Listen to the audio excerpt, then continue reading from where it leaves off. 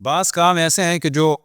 اسلام میں ہیں، شریعت میں ہیں، لیکن عام طور پر آشنا ہی نہیں ہے، تو بعض دفعہ میں کوشش کرتا ہوں کہ بعض ان چیزوں سے آشنا کیا جائے تاکہ کبھی اگر اچانک واسطہ پڑ جائے تو انسان گھبرا نہ جائے۔ انہی میں سے ایک تو یہ ہے کہ ہمارے یہاں انا للہ و انا الیہ راجعون سے موت کی خبر پہ کہا جاتا ہے، جبکہ وہ کبھی بھی اور خصوصاً کوئی بھی مشکل وقت ہو۔ اسی طریقے سے لا حول ولا قوت جو ہے وہ ہمیشہ کسی برائی کو دیکھ کے کہا جاتا ہے لا حول ولا، جبکہ لا حول ولا قوت جب بھی کوئی خداوند تبارک و تعالیٰ کی عظمت کا جلوہ نظر آئے، یعنی کوئی طاقت نہیں ہے، کوئی قدرت نہیں ہے سوائے خداوند تبارک و تعالیٰ۔ اسی طریقے سے سورہ حمد بھی پڑھی جاتی ہے جو بہت اچھا ہے ایصال ثواب کے لیے، لیکن آج ایک سورہ حمد پڑھیں اس نیت سے کہ خداوند تبارک و تعالیٰ اس کے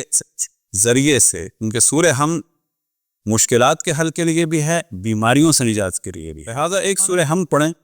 کہ جن مومنین کے نام لیے گئے ان کی شفایابی کے لیے، اور اگر محترم قاسم کا بھی آپریشن ہوا، ان کے علاوہ جو بھی آپ کے بھائی بہن والد والدہ عزیز رشتہ دار دوست احباب پریشان ہیں، بیمار ہیں، کوئی قید ہے، کوئی بچھڑ گیا ہے، کوئی خطرے میں ہے، کوئی نادے میں ہے، اور خصوصاً عراق میں مومنین کی مومنین عزاداروں کے لیے اور دنیا بھر میں عزاداروں کی حفاظت کے لیے، ورحم اللہ من قرأ الفاتحہ۔ بسم اللہ الرحمن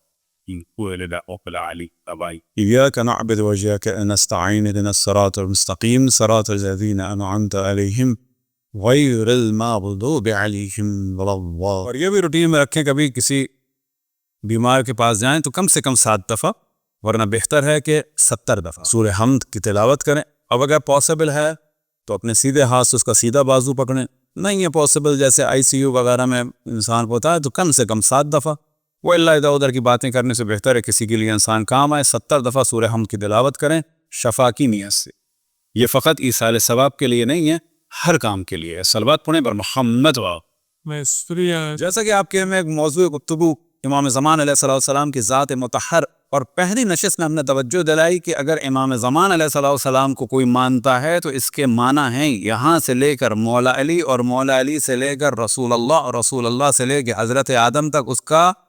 سارا معاملہ صاف ہے۔ لیکن فرض کریں کوئی حضرت عیسیٰ علیہ السلام کا احترام کرتا ہے، نہیں پتہ نیچے کیا حال ہے، حضرت موسیٰ کا احترام کرتا ہے، باقی نہیں پتہ نیچے کیا حال ہے، رسول اللہ صلی اللہ علیہ وسلم کا احترام کرتا ہے، نہیں معلوم کہ ان کے وسیع کو، ان کے نفس کو، ان کی جان کو، ان کے خلیفہ واقعی کو مانتا ہے کہ نہیں مانتا، مولا علی کو مانتا ہے، نہیں معلوم آگے کیا حال ہے اس کا، امام جعفر صادق علیہ السلام کو مانتا ہے، نہیں معلوم کہ بعض میں ان کے وسیع کو مانتا ہے کہ نہیں مانتا۔ لیکن اگر کوئی امام زمان علیہ السلام کو مانتا ہے تو یہ بات کنفرم ہے کہ یہاں سے لے کر حضرت آدم تک اس کا معاملہ سب، تو عقیدہ کے اعتبار سے تو یہ آدمی پرفیکٹ ہے۔ اب ضرورت ہے کہ خداوند تبارک و تعالی ہم سب کو توفیق عطا فرمائے کہ ان کی خواہش کے مطابق بنی، اور پہلا مرحلہ جو ہے وہ عقیدہ ہی ہوتا ہے۔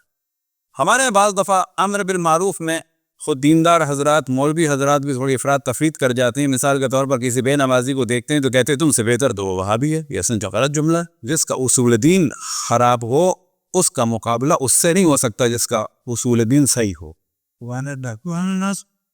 کسی کا فروع خراب ہے اس کا مقابلہ آپ اس سے نہیں کر سکتے جس کا اصول خراب ہے۔ یہاں پہ یہ کہا جائے گا کہ تمہیں شرم آنی چاہیے کہ تم اہل بیت کے چاہنے والے ہو کے تارک الصلاۃ ہو، اور وہ دشمن اہل بیت کا چاہنے والا ہو کر ہم جیسی بھی نماز پڑھ رہا ہے بالآخر نماز پڑھ رہا، یہ نصیحت صحیح ہے۔ مقابلہ کبھی بھی جس کا اصول خراب ہے اس کا مقابلہ اس سے نہیں ہو سکتا کہ جس کا اصول صحیح ہو، اس سے فروع خراب ہے، یہ چیز ذہن میں رکھیں۔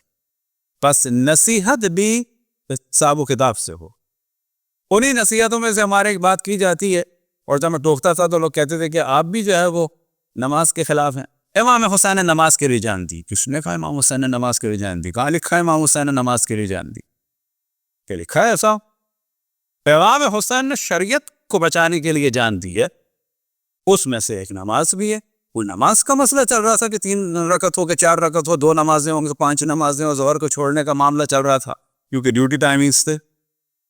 ایسا ایشو نہیں تھا۔ جو ہے اسے بیان فقط تبلیغ کے لیے، اثر کے لیے نہ کہ نماز اثر، ایک اثر اندازی کے لیے زبردستی کی ڈینٹنگ پینٹنگ کی جائے، اور اس کے بعد ایک یہ سوچ کے کہ جی اس سے خاص اثر پڑے گا،